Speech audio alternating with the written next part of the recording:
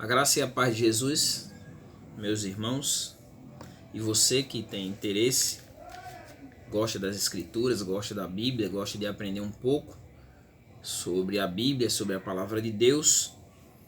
Nesse texto eu quero falar sobre a casa do Pai, a casa do Pai, e esse texto tem base em João, no capítulo 14, do versículo 1 até o versículo 14. A base desse texto, onde eu vou trabalhar a questão da casa do Pai, é João capítulo 14, do 1 ao 14, né? Então, eu vou fragmentar esse texto para que você possa assistir de forma fragmentada, poderíamos dizer assim, né? As pessoas não gostam de ver quando vem normalmente o vídeo ali muito grande, elas não querem assistir. Então eu vou fragmentar em partes para que você possa assistir quando quiser. E para que nós introduzamos o texto, eu vou ler o texto, mas eu vou ler ele de acordo com o que eu for expondo o texto, mas já fica claro que o texto é João do capítulo 14, do versículo 1 até do capítulo 14, do versículo 1 até o 14. E qual o contexto? O contexto desse texto é que Jesus ele estava no cenáculo, né, onde ele vai realizar a Santa Ceia, né? E Jesus já havia feito, se você voltar um pouquinho no texto, o capítulo, mais precisamente o capítulo 12, você vai ver que antes desse texto, capítulo 12, o versículo 12, você vai ver que Jesus ele faz a sua entrada triunfal, e você vai ver o versículo 13, que diz que as pessoas pegaram ramos de palmeiras e saíram ao encontro, clamando: Hosana, Hosana, bendito o que vem em nome do Senhor, bendito o Rei de Israel. Então as pessoas elas queriam proclamar Jesus como rei, o rei prometido que haveria de vir, né? Então as pessoas queriam ali enaltecer Jesus para que ele se tornasse o rei de Israel. Então estavam louvando ali: bendito que vem em nome do Senhor, Hosana, bendito que vem em nome do Senhor, bendito o Rei de Israel. E as pessoas queriam nomear Jesus ali como rei. E Jesus vai realizar a Santa Ceia, né?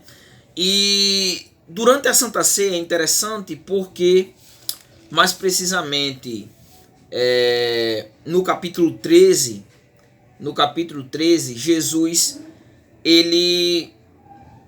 o texto diz que antes da festa da Páscoa, né, Jesus ele vai lavar os pés dos discípulos.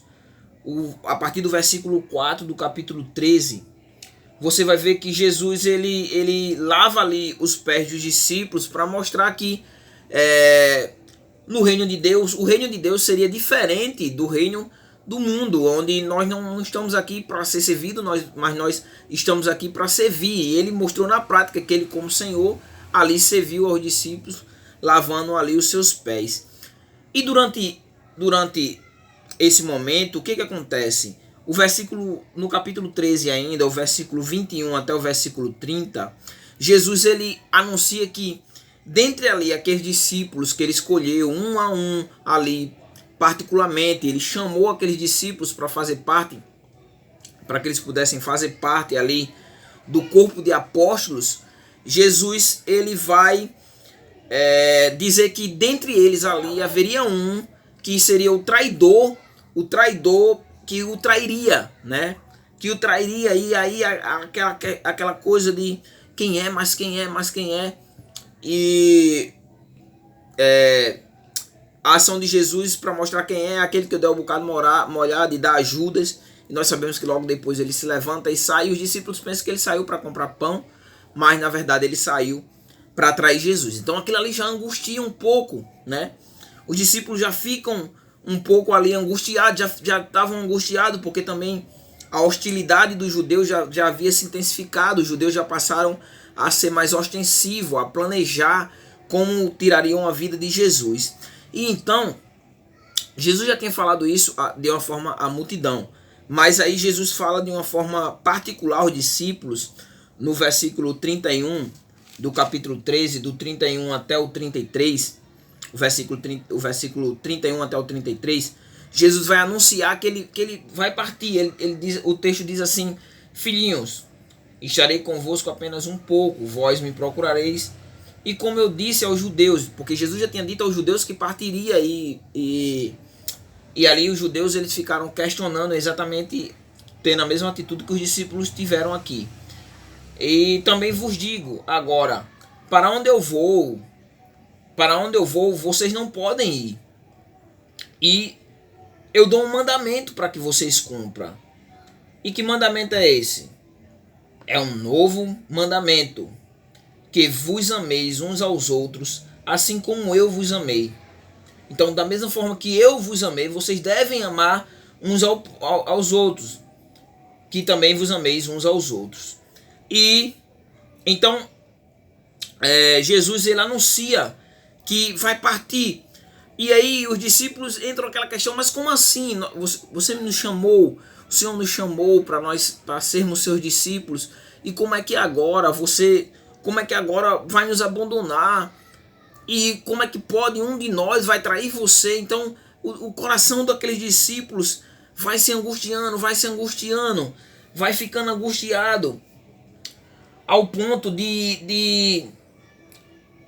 quando Jesus identifica que a natureza do verdadeiro discípulo fica evidenciado quando ele ama, no amor que eles sentem uns pelos outros, na prática do amor uns pelos outros, versículo 35. E o texto diz que então Simão me perguntou: Senhor, para onde o Senhor vai? Jesus disse: para onde eu vou, não pode me seguir agora, mas mais tarde, porém, me seguirás. Nós sabemos que, segundo a tradição, Pedro foi crucificado de cabeça para baixo, né? Então, Jesus aqui já estava fazendo essa anúncio: você vai para onde eu vou, você também vai, Pedro, mas não nesse momento. Nesse momento você não pode ir para onde eu vou. Por quê? A gente vai ver lá na frente porque que ele não poderia ir para onde Jesus ia. Então Pedro diz assim: Senhor, por que não posso seguir-te agora? Eu darei a minha vida por você. Eu darei a minha vida, Cristo, por você. Então o que acontece? Jesus ali traz uma verdade para Pedro dura, que vai atingir ele diretamente, mas não somente ele, mas também todo o corpo de discípulos. Jesus diz assim: darás a vida por mim. Em verdade te digo, antes que o galo cante, tu me negarás 3 vezes. Então os discípulos, vejam só, os discípulos eles têm uma ideia ali, né, com a entrada triunfal de que Jesus seria consagrado ali o rei, né? Vem ali ao mesmo tempo a hostilidade dos judeus aumentando gradativamente, né? Jesus mostra ali a sua humildade lavando os pés de todos os discípulos. Jesus anuncia que um deles seria um traidor, que um deles trairiam ele, né? Anuncia que partiria, há pouco é aclamado e agora diz que vai partir, assim como disse para os judeus, e pega o discípulo, um dos seus principais discípulos, aquele que sempre toma a frente das coisas, né? E diz que aquele discípulo, Pedro, né, também trairia ele. Então, Jesus ele vai acalmar o coração diante de tanta angústia, de tanta ansiedade, de tanto pavor que os discípulos estavam passando naquele momento. Jesus ele queria acalmar o coração dos discípulos, e aí nós vamos ver como que Jesus fez isso, qual foi a maneira que o que Jesus fez para que o coração dos discípulos, que o coração daqueles discípulos fossem acalmado. E aí a gente vai ver na sequência do vídeo. No caso, vou parar aqui e vou dar sequência ao vídeo.